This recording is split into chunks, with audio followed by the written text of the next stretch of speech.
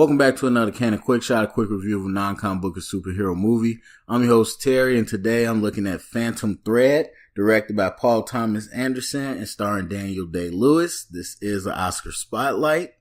Alright, so this movie is about a 1950s couture dressmaker by the name of Reynolds Woodcock, played by Daniel Day-Lewis, and a real look into his life and the lifestyle of the, the fashion world per se at the time, and really how his meticulous and really, thought-provoking and carefully planned routine can be thrown off track by the slightest things. And that's what happens when he meets a young girl that he kind of not falls for, but he definitely has a connection with her and brings her aboard, and then things kind of get a little turned off.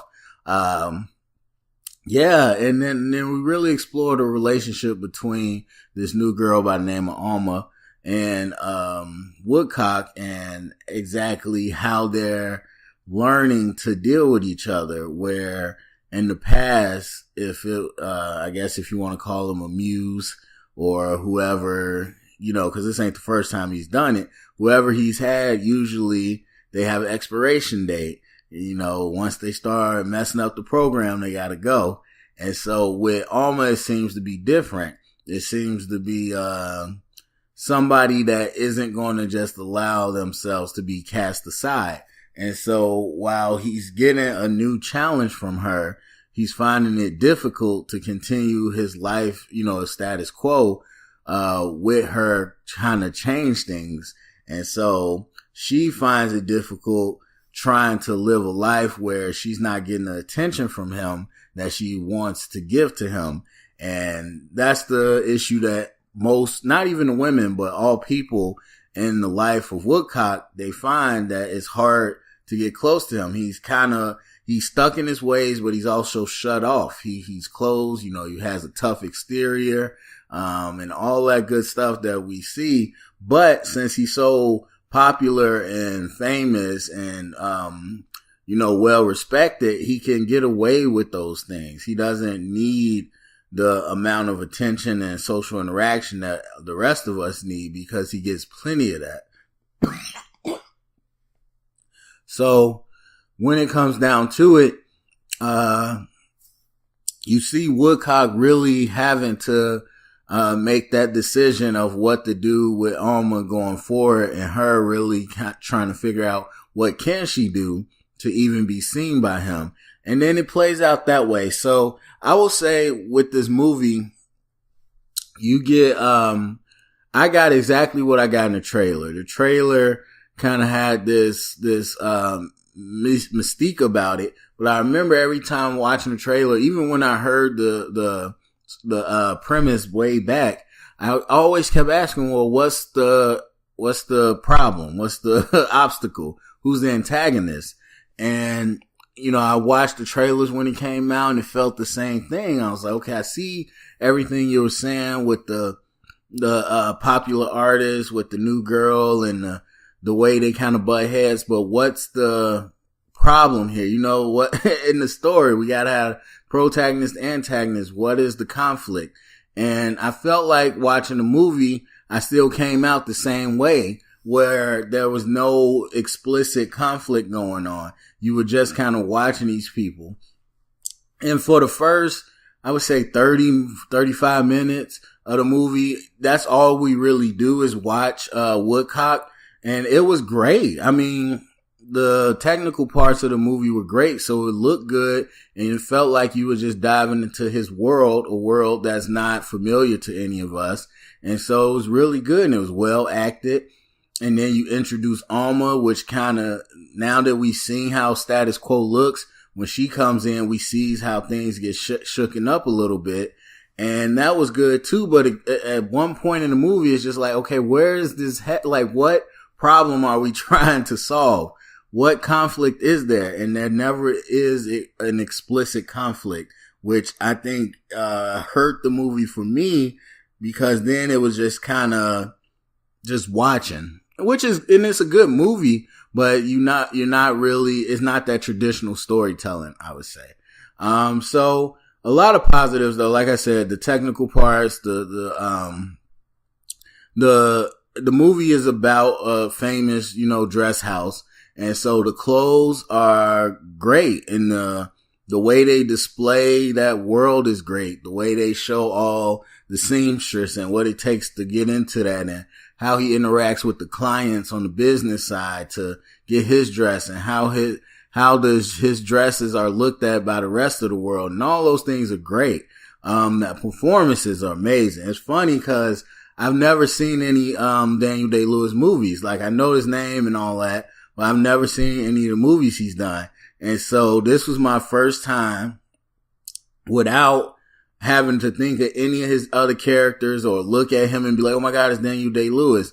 I just got to sit there and watch. Now I came in like, okay, this guy's great, but I didn't know anything previous. I'm just like, okay, I'm gonna watch. And I was like, wow, like he was the best part. Like, he just has such a presence on screen.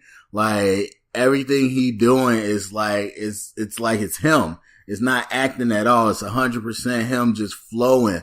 And so he was great. But this Alma guy, this Alma lady, played by, Vicky Krieps, I believe. She was great. She was, you could tell she was a newcomer, but man, she held up against Daniel Day-Lewis.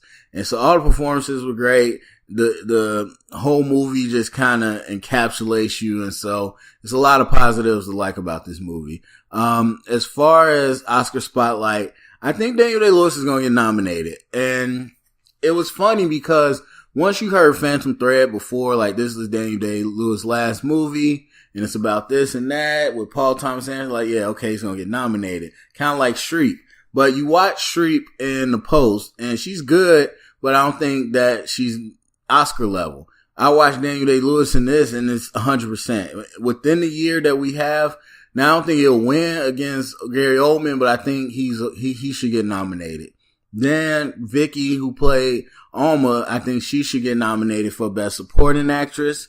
And then I think the director might get nominated for Best Director, and the movie might get nominated for Best Motion Picture. And they might get a nomination for the soundtrack or for the score. I'm not sure. I'm not big with scores and music. And I did listen to a couple people afterwards because I don't know much about scores. I don't really pay attention to that. But in this movie, I did feel like, I'm like, man, in the back of my head, I'm like, it feels like this song has been playing for a very long time while we've been watching this. And sure enough, they said the score plays through 90 minutes of the 120 or something like that. So it plays through the majority of the movie. And I'm like, oh, okay, that makes sense. I'm like, cause it always seemed like there was music on. So, they might get a nomination for that. But anyway, yeah, I think that's it. My score, I gave it an 84. I'm right in that middle range, B to B plus. Again, the whole, not only did they not give you an antagonist, which I can forgive, the way they decided to take the relationship or display it, I think it didn't make much sense to me. And I'm not just talking about the ending part. I mean, just in general.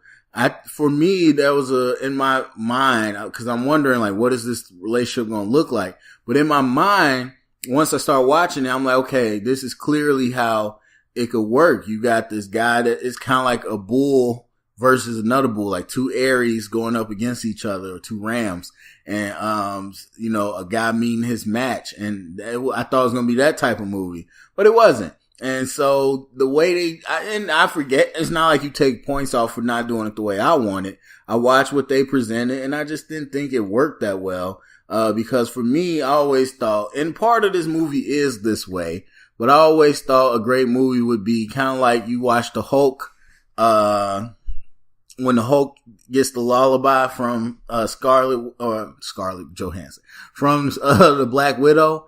And it was like, man, this incredible, huge monster with all this power can be calmed down by such a small person in a subtle way. That's the movie I kind of wanted to see. Somebody that wasn't afraid of this big bad artist. Somebody that wasn't going to take his crap, but also was gentle enough and the only person that could calm his rage. And like I said, if you watch the movie, you know it's kind of like that, but in a different way. So anyway, that's my thoughts on Phantom Thread. Go to the comment section. Let me know what you thought. Thumbs up, subscribe. And if you heard it here, it's official canon.